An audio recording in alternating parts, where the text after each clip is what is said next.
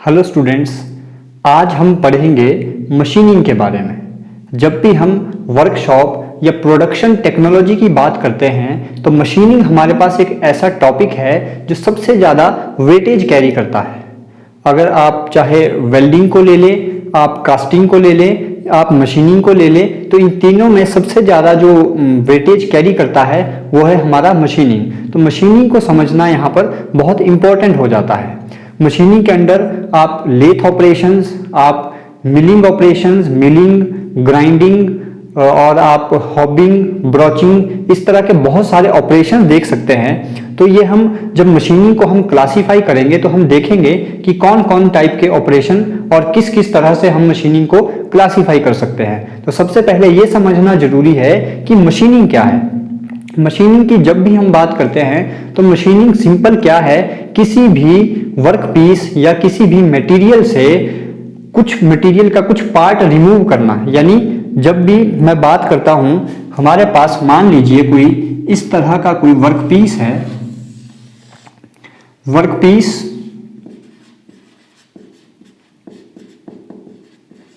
और अगर हम वर्कशॉप टेक्नोलॉजी की फॉर्म में बात करें तो इस वर्क पीस को और हम बोलते हैं ब्लैंक। आपको ध्यान रखना है, वर्क पीस या रॉ मटेरियल, इसको हम प्रॉपर जो वर्कशॉप टेक्नोलॉजी की वर्डिंग है उसमें हम बोलते हैं ब्लैंक। इस वर्क पीस से मान लीजिए मैं इसे मशीन करना चाहता हूं। मशीन करने का मतलब मैं इसमें से कुछ मटेरियल रिमूव करना चाहता हूं। तो मशीनिंग का मतलब क्या है कि इस वर्क पीस से कुछ मटेरियल रिमूव कर देना इन द फॉर्म ऑफ चिप्स। अब ये कैसे होगा, इसके लिए मैं यूज कर रहा हूं कोई टूल, कोई मेरे पास टूल है। इस टूल की हेल्प से मान लीजिए हमने कुछ इस तरह से कोई मटेरियल रिमूव किया। इसको लिख देता हूं removed material.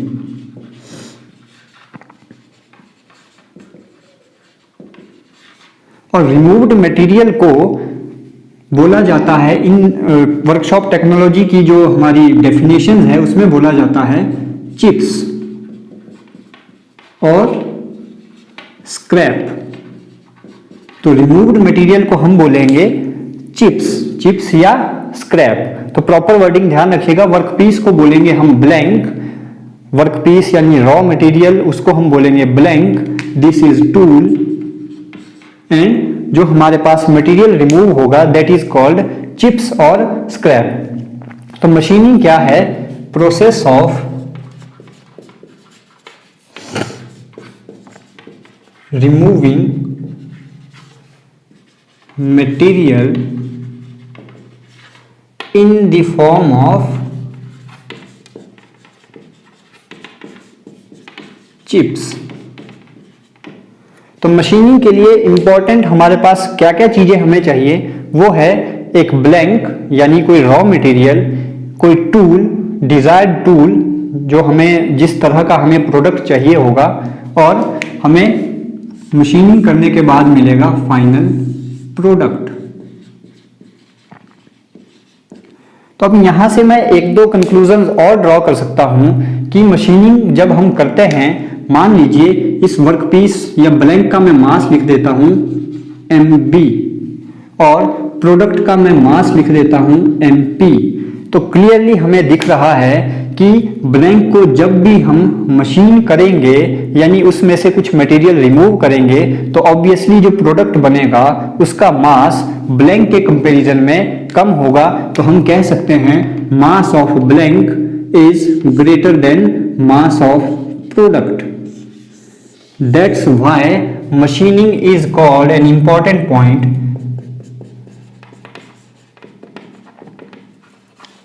Machining is called a negative process।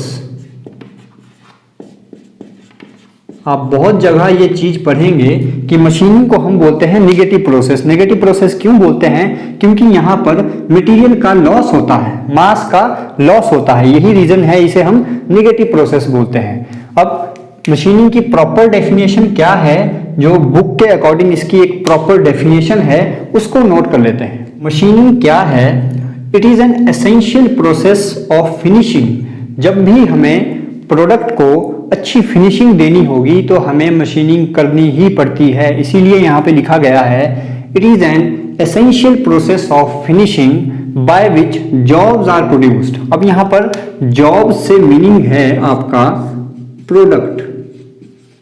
ध्यान रखिएगा, वर्कशॉप टेक्नोलॉजी की जो डिक्शनरी है उसमें हम प्रोडक्ट ना बोल के हम बोलेंगे jobs.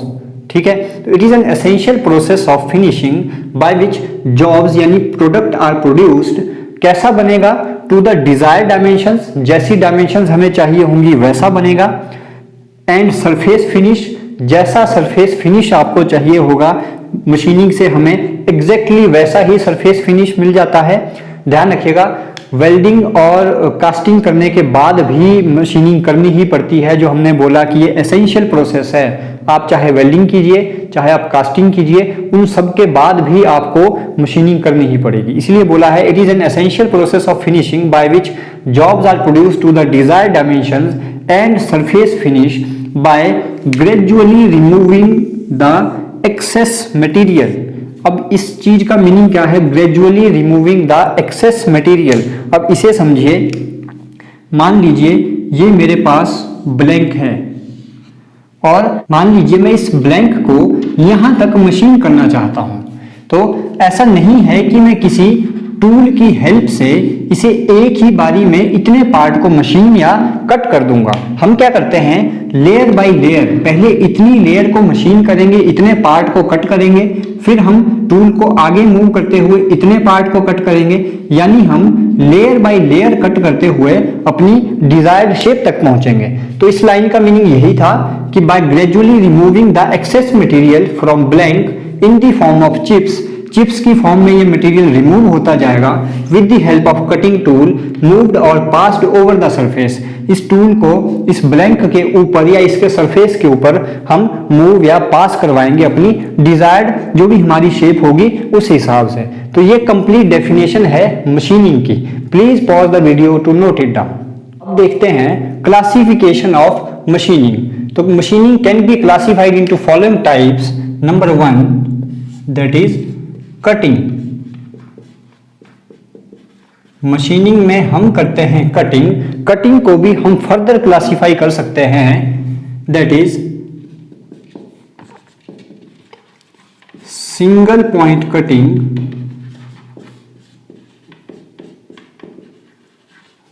Number 2 double point cutting, number 3 multi point cutting.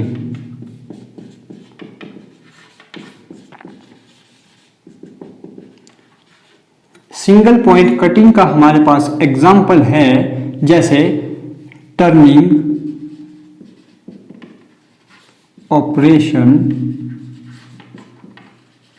On lathe. अब सिंगल पॉइंट कटिंग का मीनिंग क्या है कि जो हमारा टूल होगा उसकी कटिंग एज एक होगी। सिंगल पॉइंट कटिंग का मतलब है कि जो हमारा टूल होगा उसकी कटिंग एज एक होगी।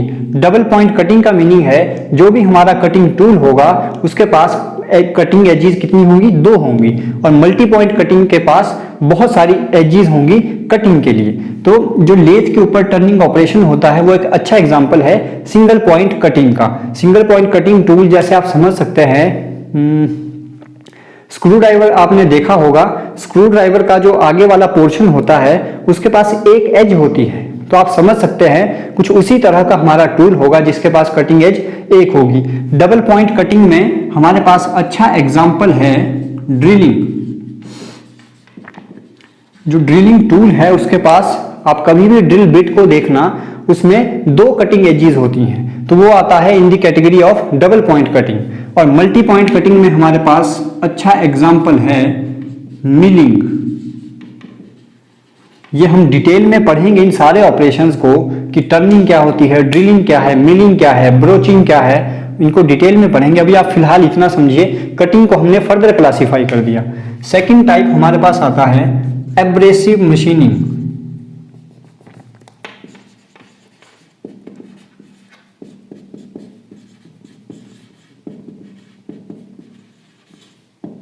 एब्रेसिव मशीनिंग में आ जाते हैं in which there is infinite cutting edges.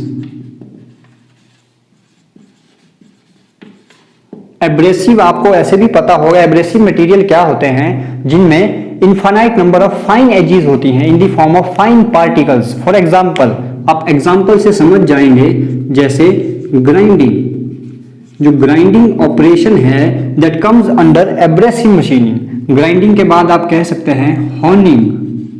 इन सारे ऑपरेशंस को हम डिटेल में स्टडी करेंगे क्या होते हैं। तो जहां पर इनफाइनाइट कटिंग एजेस है वो आता है under abrasive machining. Third one is advanced machining.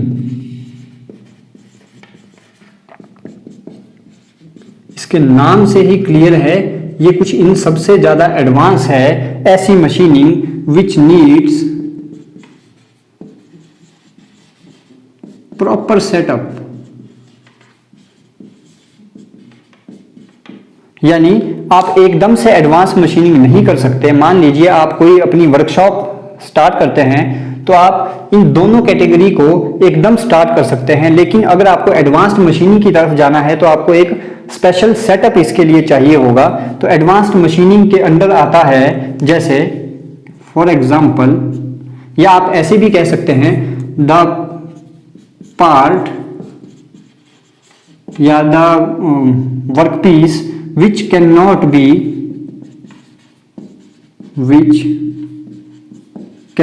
be machined by above two types that is machined by advanced machining।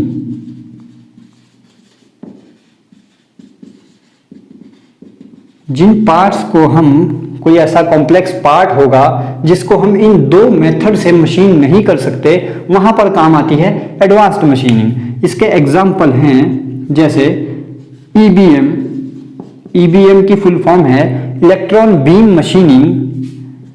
आप कह सकते हैं LBM, laser beam machining etcetera. और आप इसमें एक चीज और क्या ऐड ऑन कर सकते हैं, in which we utilize some energy for machining। यहां पर हम एनर्जी के जो डिफरेंट फॉर्म्स हैं उनको यूटिलाइज करते हैं मशीनिंग के लिए। जैसे यहां पर एग्जांपल लिखा है लेजर बीम मशीनिंग, तो यहां पर हम लेजर बीम को यूज करते हैं मशीनिंग के लिए। इलेक्ट्रॉन बीम मशीनिंग में हम इलेक्ट्रॉन को प्रोजेक्ट करते हैं किसी भी वर्कपीस के ऊपर, तो यहां पर हम डिफरेंट फॉर्म्स ऑफ एनर्जी को यूज कर रहे हैं, that comes under advanced machining. अब देखते हैं कि मशीनिंग की एडवांटेजेस और डिसएडवांटेजेस क्या हैं। Please pause the video to note it down. What are the advantages of machining? तो मशीनिंग की जो पहली एडवांटेज है that is maximum dimensional accuracy. Dimensional accuracy can be achieved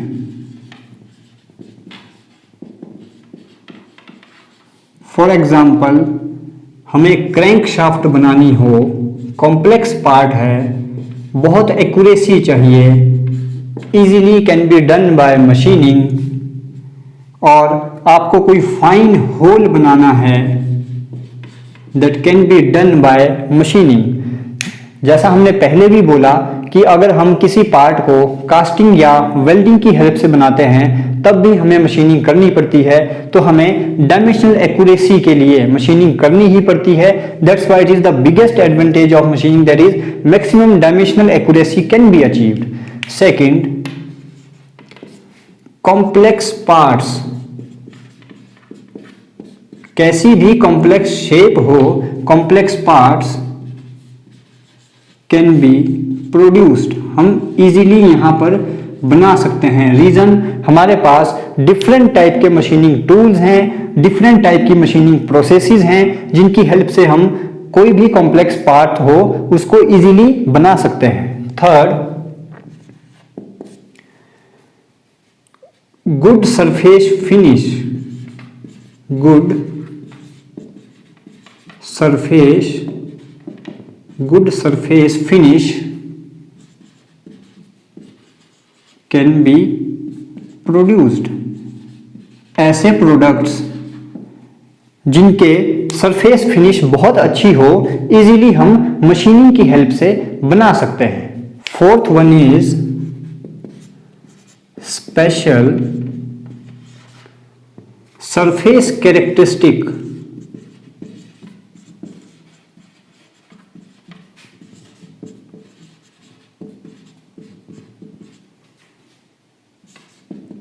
like texture,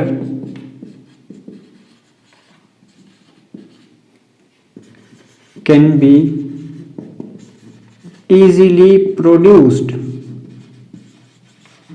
For example, knurling. Knurling क्या होती है, जब हम लेथ के ऑपरेशंस पढ़ेंगे तो मैं वहां पर आपको समझाऊंगा नर्लिंग क्या होती है। नर्लिंग होती है, कोई भी आप प्रोडक्ट बनाते हो, आप चाहते हैं कि उस प्रोडक्ट में पकड़ने के लिए मुझे हाथ का एक ग्रिप बनाना है, दैट इज कॉल्ड नर्लिंग। तो हम हाथ का ग्रिप बनाने के लिए जो ऑपरेशन करते हैं दैट इज कॉल्ड नर्लिंग। ये हम लेथ ऑपरेशंस में पढ़ेंगे।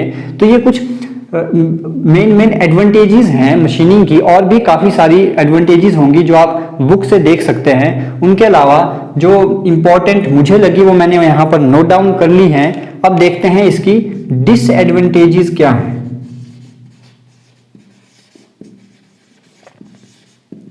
तो पहली और सबसे बड़ी डिसएडवांटेज तो यही है कि मशीनिंग इज अ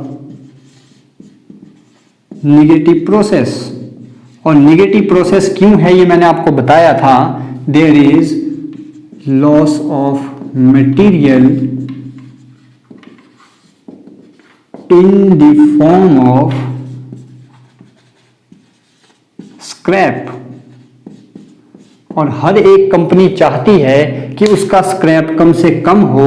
स्क्रैप का बहुत हिसाब रखा जाता है कंपनीज में। तो जितना ज़्यादा स्क्रैप होगा, कंपनी की एफिशिएंसी उतनी ही कम, उनकी कॉस्ट उतनी ज़्यादा बढ़ती जाती है। तो ये नेगेटिव प्रोसेस है। इसकी डिसएडवांटेज है, यहाँ पर मटेरियल का लॉस होगा ही होगा, क्योंकि हम मटेरियल को चिप्स की फॉर्म में यहाँ पर कट करते हैं, मास यहाँ पर डिक्रीमेंट होता रहता है। तो ये इसकी सबसे बड़ी डिसएडवांटेज है। नंबर 2, कंट्रोल्ड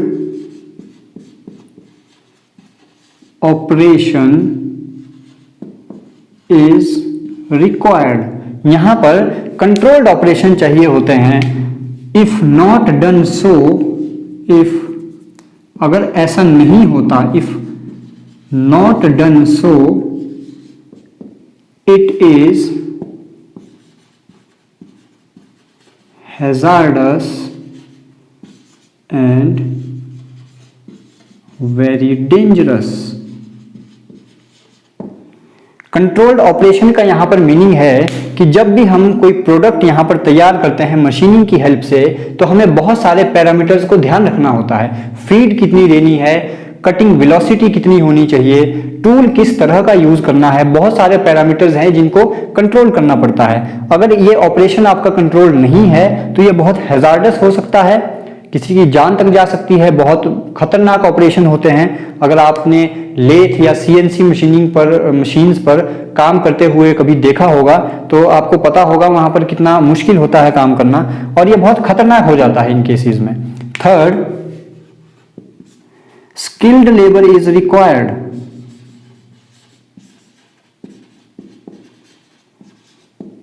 ऐसा नहीं है कि मैं आपको लेथ की मशीन लाके दे दूं और आप कल से ही उसके ऊपर मशीनिंग स्टार्ट कर दें। इसके लिए बहुत हाईली स्किल्ड लेबर चाहिए। स्किल्ड लेबर अगर नहीं है तो आप मशीनिंग नहीं कर सकते। ये इसकी कुछ मेन डिसएडवांटेजेस हैं। बाकी आप बुक से नोट डाउन कर सकते हैं। फिलहाल इतना। Please pause the video to note it down.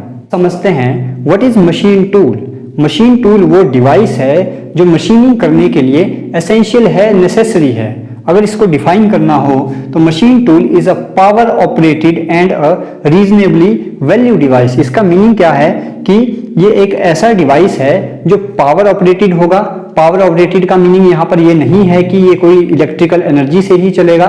Different forms of energy हो सकती है, मैनुअली हो सकता है, आप हाथ से उसे पावर दे रहे हो। तो ये एक ऐसा डिवाइस है जो पावर ऑपरेटेड है और रीजनेबली वैल्यू डिवाइस होगा, कुछ इसकी अपनी वैल्यू होगी, in which energy is given to produce jobs of different या डिजायर्ड शेप एंड साइज, जिसकी हेल्प से हम अपनी डिजायर्ड शेप और साइज की जो है जॉब या फाइनल प्रोडक्ट हम अचीव करते हैं। तो ये है हमारा मशीन टूल। और एक और इंपॉर्टेंट पॉइंट यहां पर नोट कीजिएगा, every tool is not considered as machine tool. हर कोई टूल मशीन टूल नहीं होता। फॉर एग्जाम्पल शार्पनर, जो पेंसिल का शार्पनर होता है वो भी मटेरियल को रिमूव कर रहा है, हो तो वहां भी आप कह सकते हैं मशीनिंग हो रही है। चिप्स की फॉर्म में लेयर बाय लेयर हम पेंसिल को कट करते रहते हैं, लेकिन शार्पनर को हम मशीन टूल नहीं बोलते। तो ध्यान रखिएगा, शार्पनर में जो मशीनिंग हो रही है that is low value machining. Low value machining वाले जितने भी टूल होंगे उनको हम मशीन टूल में काउंट नहीं करते। तो ये भी आपको यहाँ पर ध्यान रखना है। अब यहाँ पर कुछ वेरिएबल्स आते हैं जो मशीनिंग को डायरेक्टली और इनडायरेक्टली इफेक्ट करते हैं। Those are called, first I am writing independent variables of machining। इनमें आपके आ जाते हैं इंडिपेंडेंट वेरिएबल्स ऑफ मशीनिंग का यहां पर मीनिंग है कि ऐसे वेरिएबल्स जो इंडिपेंडेंट है, यानी किसी दूसरी चीज पर डिपेंड नहीं कर रहे हैं, उनको हम डायरेक्टली हम कंट्रोल कर सकते हैं। ऐसे कौन कौन से वेरिएबल्स हो सकते हैं, जैसे आपका मशीन टूल या ब्लैंक। ये आपके हाथ में है कैसा टूल या कैसा ब्लैंक आपको यूज करना है। ब्लैंक के हिसाब से मशीन टूल आप देख सकते हैं, यूज करते हैं। फीड हमारे हाथ में है, फीड कितना देना है, और आप कह सकते हैं कटिंग वेलोसिटी, कि जो टूल आपका मूव करेगा या वर्कपीस ब्लैंक आपका मूव करेगा उसकी वेलोसिटी कितनी होनी चाहिए, वो हम अपने हिसाब से कंट्रोल कर सकते हैं। टूल की geometry,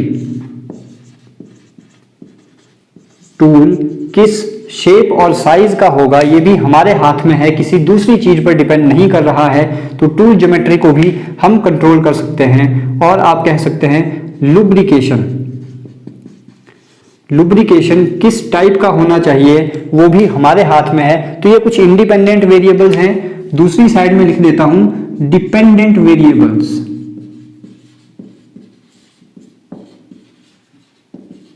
dependent variables of machining से फोर्स, कितनी फोर्स लगेगी ये हमारे हाथ में नहीं है, ये डिपेंड करते हैं। डिपेंडेंट जितने भी वेरिएबल्स होंगे वो डिपेंड करेंगे इंडिपेंडेंट वेरिएबल्स पर। तो जैसे फोर्स हो गया, मैक्सिमम टेम्परेचर ऑफ कटिंग, ये डिपेंड करता है आप कितनी वेलोसिटी दे रहे हैं, उस हिसाब से वहां पर टेम्परेचर भी राइज होगा। टूल वियर, टूल कितना घिसेगा वो भी डिपेंड करता है आप किस टाइप का टूल, उसकी ज्योमेट्री क्या है। फेलियर ऑफ टूल, और आप यहां पर कह सकते हैं सरफेस फिनिश।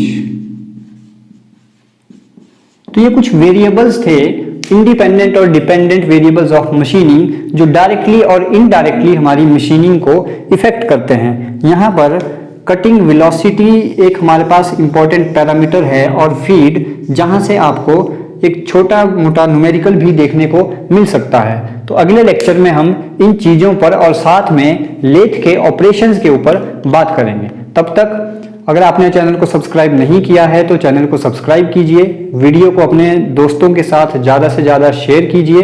और अगर आपकी कोई भी क्वेरी, आपका कोई भी कमेंट, फीडबैक, आपका कोई मैसेज, कोई आपको डाउट रहता है किसी भी टॉपिक में, तो आप हमें मैसेज, कमेंट, इंस्टा पे हमारे को डायरेक्ट मैसेज करके आप बता सकते हैं। और तब तक अपने घरों में रहिए, सुरक्षित रहिए, हंसते मुस्कुराते रहिए। Thank you.